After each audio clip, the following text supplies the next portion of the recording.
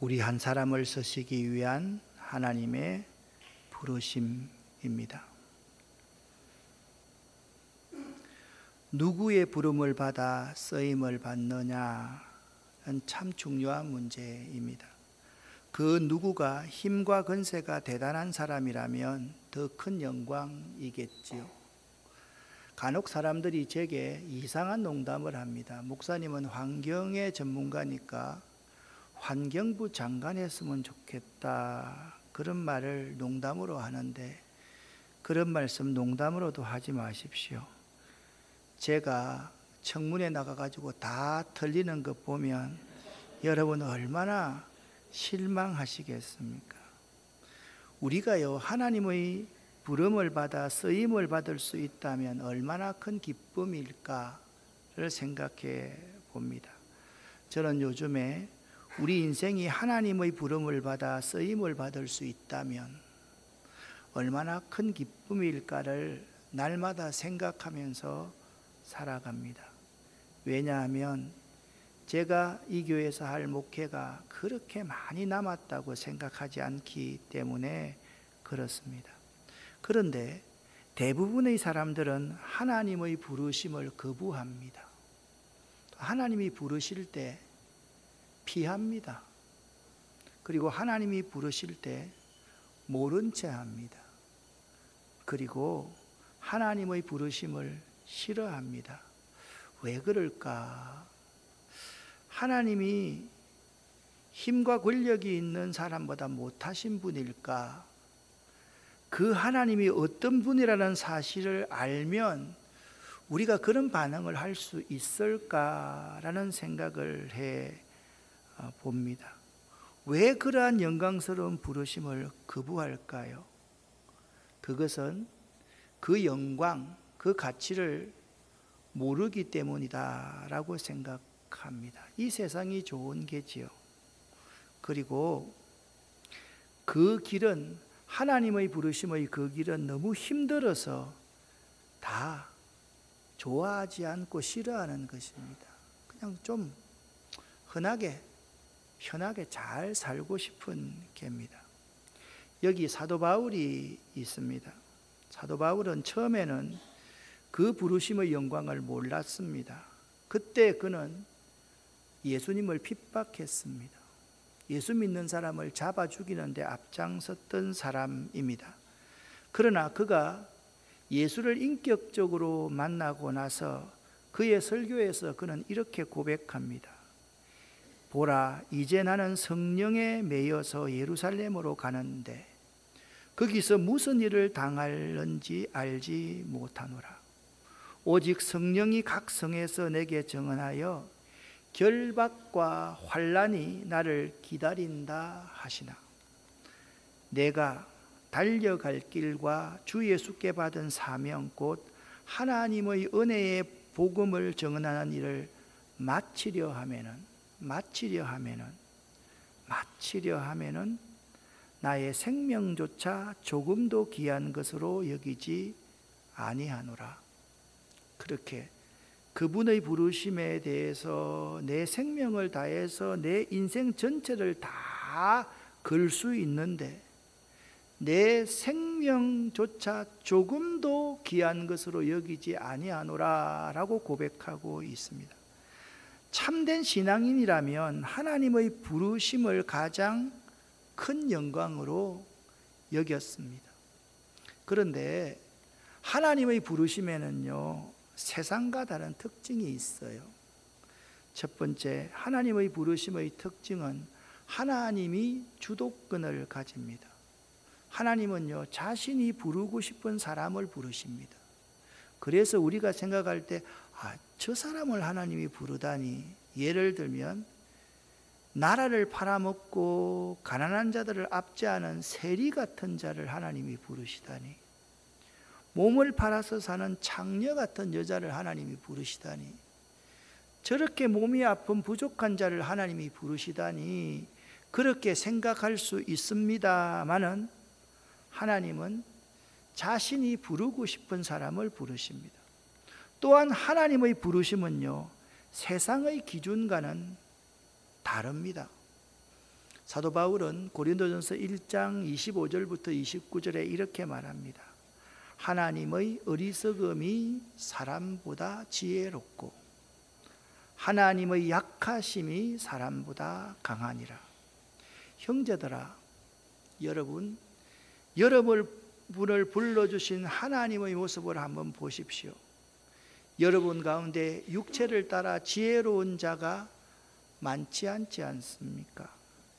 능한 자도 많지 않지 않습니까?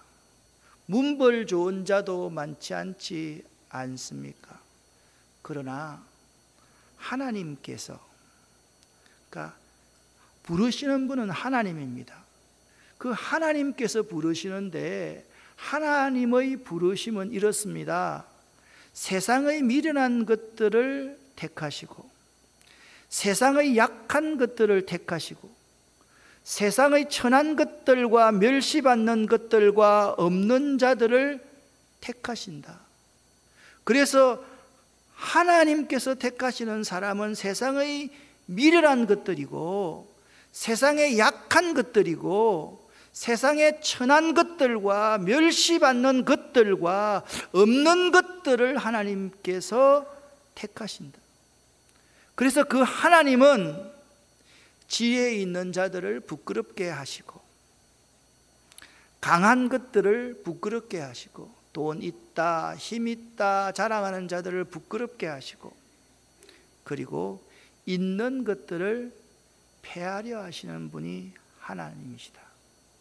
그 이유가 무엇이냐? 아무 육체도 하나님 앞에서 자랑치 못하게 하려 함이라, 그렇게 말씀하고 있습니다. 세 번째 하나님의 부르심의 특징이 있습니다. 하나님의 부르심은 세상의 영광과는 항상 한순간도 외회 없이 반대의 길을 가게 합니다. 하나님의 부르심을 받아들인 사람은 세상의 영광과는 반대의 길을 가야만 했습니다. 그래서 어렵고 그래서 사람들이 안 가려고 합니다. 또한 하나님의 부르심의 특징은요, 하나님의 부르심의 가치를 아는 사람이 이 세상에서 가장 큰 축복을 받은 사람입니다. 할렐루야. 나는 여러분들이 하나님의 부르심의 가치를 아는 사람이 될 수 있기를 바랍니다. 하나님이 모세를 부르십니다. 모세는 어느 순간에 하나님이 불렀습니까? 애굽의 파라오가 모세 또래의 아이들을 다 학살하는 그 순간에 모세는 태어납니다. 그래서 모세는요, 죽지 않기 위해서, 죽임을 당치 않기 위해서 나일강에 버려집니다. 그런데 나일강에 버려진 그것이 전화위복이 되어서 모세는 구원을 받는데 애굽 바로의 공주에 의해서 구원을 받습니다. 모세의 운명이 달라졌습니다. 바로의 궁전에서 영광을 누리면서 어린 시절을 보내게 됩니다. 그런데 어느 날 유대민족이 자기 민족 사람이 애굽 사람에게 두들겨 맞고 있는 것을 보았습니다. 화가 머리 끝까지 났습니다. 모세가 그 애굽 사람을 쳐서 죽여버립니다. 살인자가 되어버린 것입니다. 실패자가 되어버린 것이죠. 그래서 모세는요, 살인자가 되어서 죽음을 면하려고 도망하는 신세가 되어버립니다. 그래서 광야에서 40살부터 80살까지 80살까지 광야에서 대릴 사이로 지납니다. 오늘날 대릴 사이는 굉장히 좋은 거지만 옛날의 대릴 사이는 이런 사람이었습니다. 노동력을 얻기 위해서 딸을 주고 일을 부려먹던 사람이 대릴 사이였습니다. 이 기간이 자그마치 40년이었습니다. 그런데 모세의 인생을 우리가 잘 알듯이 이렇게 구분하지 않습니까? 1세부터 40세까지를 내 힘으로 무엇을 할 수 있다라고 생각하는 기간, I am something의 기간이다. 40세부터 80세까지의 기간, 이 기간은 내 힘으로는 아무것도 할 수 있는 것이 없구나라고 생각하는 I am nothing의 기간이다. 그리고 내가 내 힘으로 아무것도 할 수 없다고 생각할 그때 하나님은 80세부터 120세까지 하나님이 모세를 들어 쓰셨다. 그렇게 모세 인생을 3구분합니다. 우리도 마찬가지입니다. 우리들 가운데도 모세 인생 1기에 속한 사람도 있겠고 모세 인생 2기에 속한 사람도 있겠고 모세처럼 마지막에 하나님께 부름받고 하나님께 들림받아서 쓰임받는 사람도 있을 것입니다. 내가 내 힘으로 무언가를 할 수 있다고 생각하는 사람은 잘 이룰 것 같지만 결국 실패자, 살인자, 도망자가 되어버릴 수밖에 없습니다. 모세가 광야에서 실패자로 있을 때 하나님이 모세에게 다가오셔서 모세를 부르십니다. 실패자 모세를 하나님께서 부르셨던 것입니다. 하나님이 직접 찾아오셔서 말입니다. 오늘 1절부터의 말씀입니다. 여호와의 사자가 떨기나무 가운데로부터 나오는 불꽃 안에서 그에게 나타나시니라. 여호와의 사자가 모세에게 나타났습니다. 어디로부터? 떨기나무 가운데로부터 나오는 불꽃 안에서 여호와의 사자가 모세에게 나타나셨습니다. 모세가 그 광경을 보니까 떨기나무에 불이 붙었으나 그 떨기나무가 사라지지 아니었습니다. 그래서 모세는 가까이 가서 이상한 일을 살펴보아야만 하겠다. 한번 조사해 봐야만 되겠다. 이렇게 어떻게 나무에 불이 붙었는데 타지 않을 수가 있을까? 라고 모세는 말했습니다. 하나님께서 모세를 지켜보고 계셨지요. 여호와께서 모세가 그 나무를 살펴보려고 올라오는 모세의 모습을 보시고 계셨습니다. 그때 하나님께서 모세야, 모세야 라고 부르십니다. 모세가 대답하기를 내가 여기 있나이다. 이리로 가까이 오지 말라. 네가 선 곳은 거룩한 곳이니 내 발에서 신을 벗어라 라고 말씀하셨습니다. 당시의 풍습을 생각한다면 신을 벗는다는 것은 권리를 포기한다는 의미가 있습니다.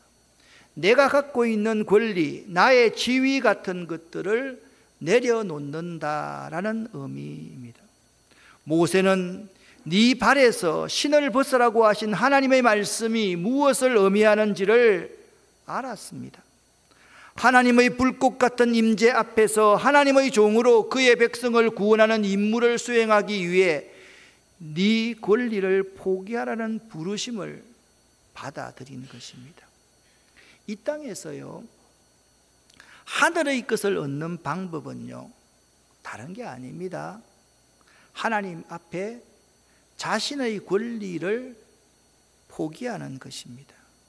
권리 포기라는 것은요, 단념하는 것이 아니라 더 귀한 가치를 발견하고 그것을 취하기로 결정하는 것이기 때문입니다. 많은 사람들이 권리를 포기하면 단념한다고 생각을 합니다. 아닙니다. 복음 안에서의 권리의 포기는 더 귀한 가치를 발견할 때 권리를 포기할 수가 있습니다. 그리고 그 귀한 가치를 위해서 자기의 모든 것을 다 내어놓을 수가 있는 것입니다. 모세 인생에서 커다란 전환점은 신을 벗을 때였습니다. 인생의 전환점도요, 신을 벗을 때부터 일어나고 시작됩니다. 또한 신을 벗는다는 것은 자신의 과거로부터의 단절을 의미합니다. 자신의 과거로부터의 단절이 없으면 하나님을 주권자로서 받아들일 수 없습니다. 모세를 보십시오.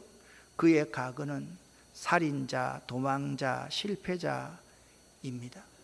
모세가 그 과거에 매여 있으면 하나님이 맡기신 그 일을 할 수 있을까요? 모세는 그 각오와 단절해야만 했습니다. 모세가 그 각오와 단절한 그 이후에 그는 하나님을 주권자로 삼고 그 앞에 순종하는 믿음과 겸손을 가질 수가 있었습니다. 그리고 하나님이 모세와 함께 하셔서 모세를 사용하십니다. 우리들의 근본적인 문제가 무엇인지 아십니까? 삶의 모든 현장에서 하나님의 음성을 듣고 말씀을 따르기로 선택하는 대신 그분 앞에서도 여전히 육신으로부터 나오는 우리의 권리를 주장하는데 우리의 문제가 있다, 우리의 문제의 원인이다 라는 것입니다. 그렇지 않습니까, 여러분?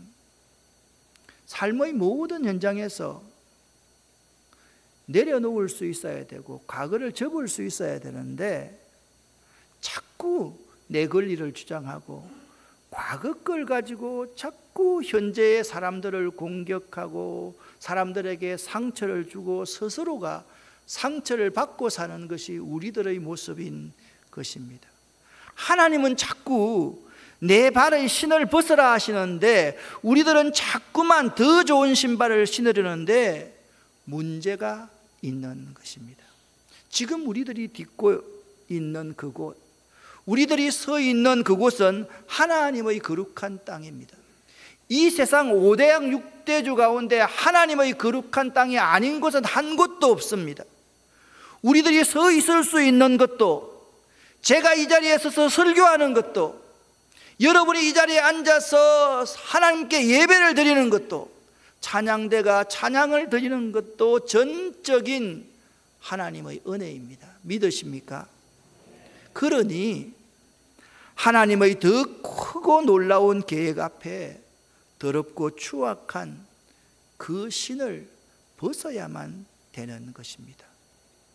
내 발의 신을 벗으라 라는 말씀의 더 중요한 의미가 또 한 가지 있습니다. 신을 벗는다는 말이 우리에게는 익숙하지는 않습니다. 그러나 옛날 이스라엘 사람들에게 이것은 매우 소중한 행위였습니다. 노예는 신발을 신을 수가 없었습니다. 바로 그것이 또 한 가지의 의미입니다. 하나님의 부르심을 받아 하나님께 쓰임을 받는 자는 하나님의 종과 같습니다. 노예에게는요, 없는 것이 두 가지가 있습니다. 하나는 이부자리가 없고요, 또 한 가지는 신발이 없습니다. 그저 노예는요, 볕단과 지푸라기를 놓고 거기서 그걸 덮고 살아가야만 하는 존재가 노예입니다. 그리고 신발이 없습니다. 이 두 가지는요, 너는 오늘부터 나의 노예다, 너는 나의 종이다 라는 말입니다. 노예는 소유도 없고 그의 지식이나 판단의 권리도 없습니다. 기뻐하고 슬퍼할 권리도 없습니다. 그래서 이런 유명한 말이 있습니다. 저는 이 말을 새기면서 이 말을 참 좋아합니다. 노예는 내가 노예라는 것을 생각할 수 없는 사람이 노예이다. 내가 왜 노예인가? 나도 사람인데 내가 어째서 언제부터 누구 때문에 내가 노예가 되었는가? 누구 때문에 이렇게 팔려왔는가? 라고 생각하고 말하는 사람은 노예가 아닙니다. 그것은 벌써 잘못된 것입니다. 참 노예는 노예 생활에 익숙합니다. 자기 생각이 없습니다. 주인이 시키는 대로 하는 사람이 종입니다. 그저 주인에게, 주인의 말에 순종할 뿐입니다. 이것이 종, 노예입니다. 하나님 앞에서 하나님은 모세에게 신을 벗어라 라고 말하면서 너는 나의 종이다. 네가 나의 종이 되지 않으면 내가 맡기는 이 일을 도무지 할 수가 없느니, 그 말씀을 지금 하고 계시는 것입니다. 지금 모세에게 의미하는 노예라는 말은 모세의 인격이 없다는 말이 아닙니다. 주인 의도와 생각대로 움직이지 않으면 이 엄청난 사역을 이룰 수 없다는 말입니다. 주인이신 하나님의 생각대로 움직여야만 했습니다. 사실 그랬습니다. 앞으로 모세가 할 일이 이것이었습니다. 이제 내가 너를 바로에게 보내겠다. 모세가 누구겠습니까? 파라오의 양자 아니었습니까? 거기서 애굽 사람을 죽였습니다. 가서 붙들리면 모세의 목숨은 어떻게 되겠습니까? 죽은 목숨입니다. 이제 내가 너를 바로에게 보내겠다. 모세가 파랗게 질릴 문제입니다. 그리고서 이렇게 말합니다. 너에게 내 백성 이스라엘 자손을 애굽에서 인도하여 내게 하리라.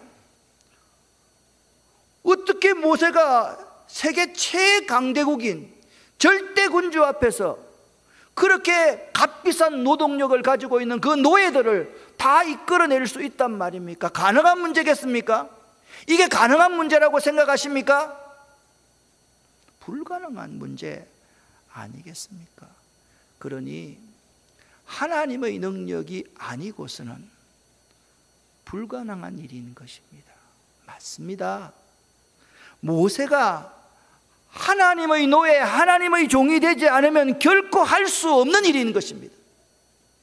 모세가 이루어야 될 그 일이 그 백성 이스라엘에게 너무나도 소중한 일이었기에 그 백성 이스라엘을 사랑해서 자기가 애굽 사람을 죽이던 만큼 더 중요한 일이고 소중한 일이었기 때문에 모세는 하나님의 종이 되지 않으면, 하나님의 노예가 되지 않으면 그 일을 이룰 수 있는 사람이 아니었던 것입니다. 이것을 아는 모세가 하나님께 아뢰입니다. 내가 누구이기에 바로에게 가며 내가 누구이기에 이스라엘 자손을 애굽에서 인도하여 내리까? 모세가 하나님께 말합니다. 하나님, 내가 할 수 없다는 것 아시지 않습니까? 하나님, 내 다 알지 않습니까? 나는 살인하고 온 사람입니다. 도망자입니다. 하나님, 내가 어떻게 바로 앞에 설 수가 있습니까? 내가 어떻게 그 놀라운 일을 할 수가 있습니까? 모세도요, 그 일만은 자신의 힘으로 도저히 할 수가 없음을 잘 알았습니다. 그러기에 하나님께서는 모세에게 나타나셔서 떨기나무 불꽃 가운데 나타나셔서 네가 있는 곳은 거룩한 땅이니 네 발에서 신을 벗어라 하신 의미가 이것입니다. 네 권리를 포기하지 않으면 이 일을 이룰 수가 없느니, 네가 그 가그에 사로잡혀 있으면 이 일을 도무지 이룰 수가 없느니, 네가 나를 주인으로 삼고 가야지 이 일이 이루어질 수 있다. 할렐루야. 이것이 하나님의 의도였습니다. 우리도 마찬가지입니다. 하나님께서 여러분에게 내 발의 신을 벗어라 말씀하십니다. 여러분, 주장하지 말고 여러분의 권리를 내려 놓으시기를 예수 이름으로 간절히 축원합니다.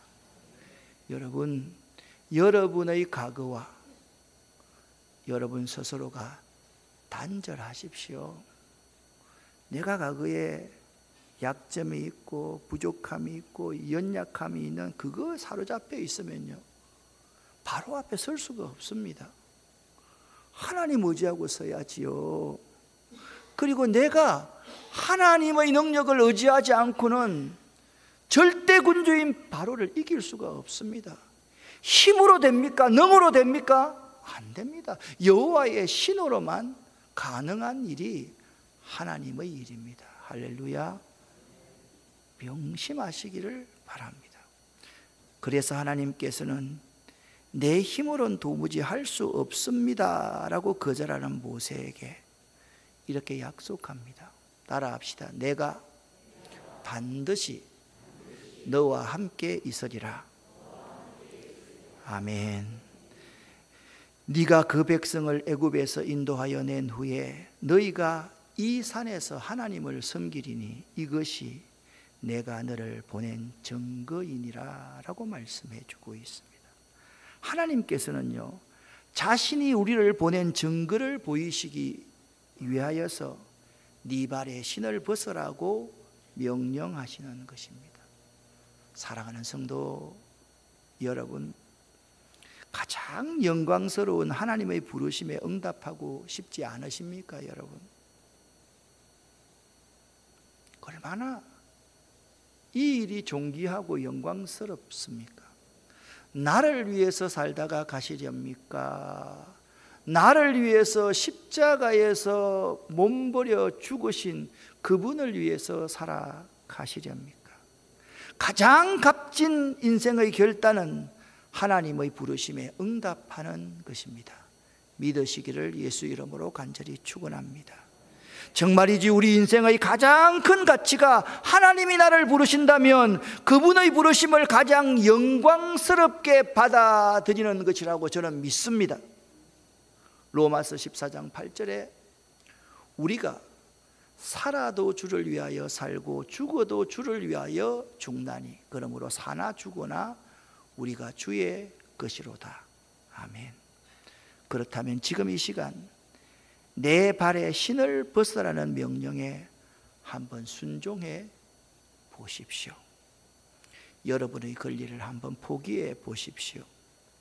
여러분의 과거의 모습과 단절해 보십시오. 나는 내가 주인이 아닙니다. 내 인생이 내 주인이 아닙니다. 나는 주님의 종입니다 라고 고백해 보시는 여러분 되시기를 예수 이름으로 간절히 축원합니다. 우리는 어떤 존재라고 지난주에 말씀을 드렸습니까? 자기가 다 지어놓고 하는 말이 내가 무슨 잘못을 했는가라고 항변하는 사람들이 여러분과 저의 모습입니다. 이번 일주일을 살면서도 얼마나 여러분 스스로를 합리화시키면서 살았습니까? 이 정도는 괜찮아. 아니, 내가 좀 누려야 될 것도 있어야지. 과거에 이 정도는 기억해도 괜찮아. 내 인생의 수많은 순간에 내가 주인이었지 하나님이 주인이었던 주간 시간은 한순간도 없었음을 고백합니다. 그렇게 항변하는 우리들 가운데 하나님은 한 사람, 바로 여러분과 저를 쓰시기 위해서 하나님이 지금 여러분과 저를 부르시고 계시는 것입니다. 모세야, 모세야, 하나님이 여러분과 저의 이름을 부르시고 계십니다. 모세의 인생에서 그 발의 신을 벗을 때가 인생의 전환점이 되었던 것처럼 오늘 이 시간 바로 이 자리가 여러분의 인생의 전환점이 되시길 예수 이름으로 간절히 축원합니다. 기도하겠습니다. 살아계신 하나님 아버지, 내 발에 신을 벗어라 하신 하나님의 그 마음을 읽을 수 있도록 도와주시고 하나님의 그 마음을 아멘으로 받아들일 수 있도록 도와주시옵소서. 하나님, 미루지 않게 하시고 다음에라고 말하지 않게 하시고 바로 이 자리가 그 광야에 가시덤불 속에서 임하시면서 우리를 부르시는 그 자리가 될 수 있도록 도와주시옵소서. 예수 그리스도 이름으로 축복하옵고 간절히 기도 올립니다. 아멘.